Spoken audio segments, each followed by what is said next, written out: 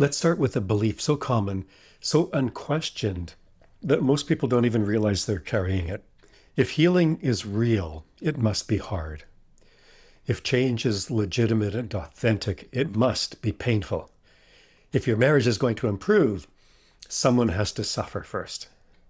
And if it doesn't feel exhausting, overwhelming, or emotionally brutal and painful and with loads of tears, then, it's not real and authentic. But what if that belief is not just wrong, but actually slowing down your healing? See, we live inside a culture that glorifies effort. You've heard it, maybe you've said it, no pain, no gain. You have to dig it out. You have to relive it to heal it. You have to confront everything head on. So women in deeply difficult marriages assume that healing must look like that, right? Endless emotional processing, constant confrontation, painful realizations stacked on top of painful realizations, and a kind of grim endurance that says, I'll get through this, I'll survive this somehow. But here's the uncomfortable truth. That model of healing did not come from neuroscience. It came from industrial age thinking. Apply force, break resistance, push through, right? It's all about force. Your nervous system does not work that way. Your brain and your nervous system are not inspired by pressure. They're organized by safety. Interpersonal neuroscience shows us something quite revolutionary and maybe surprising. Change happens fastest when the nervous system feels resourced, not threatened. When you feel calm enough to think, safe enough to notice, regulated enough to choose, that's not avoidance, that's biology. In fact, when healing feels brutal, tough, and painful, your nervous system often interprets it as danger. And danger narrows our perception, it reduces our flexibility, our creative thinking, and it actually locks in old patterns. So if your healing feels impossibly hard, it may not mean that you're weak or flawed or not tough enough.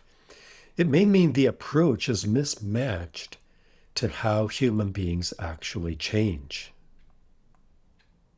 Okay, I have studied positive psychology, the subfield of psychology that studies the best about human beings, what makes a life well lived.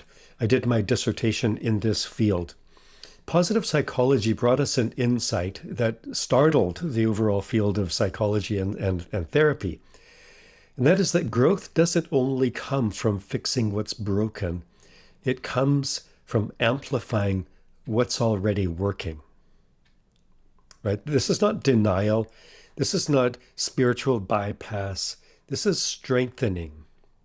Strengthening moments of competence, strengthening glimmers of calm, what we call shimmering exceptions to the rule. Micro experiences of agency, that like tiny returns of self-trust. So why does this matter? It matters because positive emotional states, hope, relief, curiosity, steadfastness, these expand your cognitive bandwidth.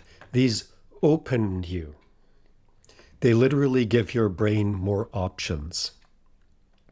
So healing doesn't require drowning in pain. It requires enough safety so that your mind can rewire choice. Now, here's where many intelligent and high-functioning women get stuck.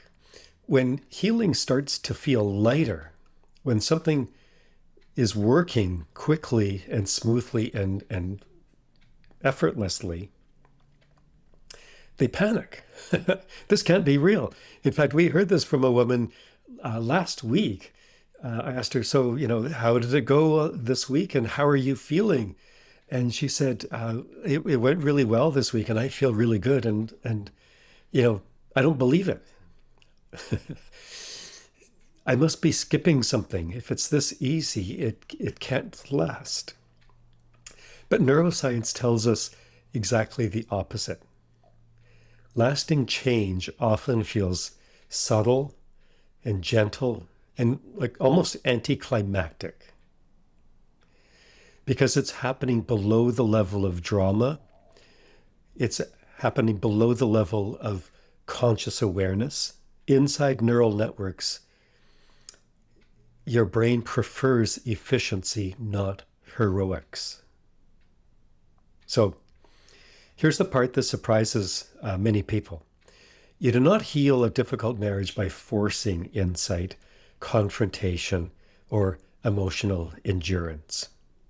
You heal it by changing the emotional field. When one nervous system becomes more regulated, more grounded, more coherent, it exerts a stabilizing effect on the entire relational system. That's not a theory that somebody cooked up sitting in an easy chair. That's interpersonal neurobiology that I've studied and I have expertise in. It means you don't need to convince, you don't need to prove, you don't need to win. These are actually counterproductive. You simply need to become clearer, steadier, less internally fragmented, more grounded. And that process, done correctly, which we help women with, feels refreshing, not punishing, life-giving, and easy, not draining. So let me suggest to you a different question. Instead of asking when you reflect on your marriage, why is this so hard?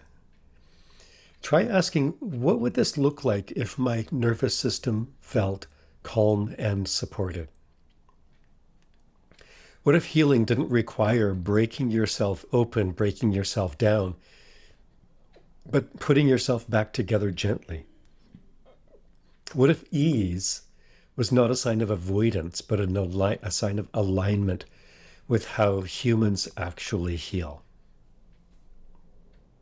Okay.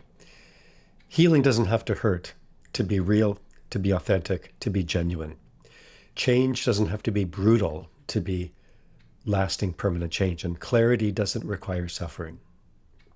Sometimes the most radical thing that you can do, especially in a very difficult marriage, is choose the path that gives you more life, not less. That's wisdom catching up with science. Healing doesn't have to hurt to be real and genuine and authentic. If this perspective resonates, if part of you is thinking, I've been trying to heal the hard way, you don't have to figure it out by yourself.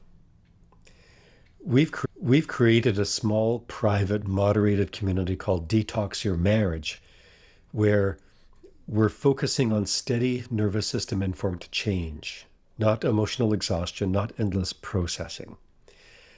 But clarity, regulation, real traction, no pressure, just support and expert guidance for you if you're a woman that understands what it's like to be capable in the world, but you're overwhelmed at home. If you want to explore that, we invite you to join that community. It's totally free. The link is down below in the description. If you would prefer to talk things through first, there's also a link for a short 15-minute quick start call. That's just a calm conversation where we get a handle on your specific unique situation and we help you orient and decide next steps. You'll find both of those links below. Go at your own pace, choose what gives you more life.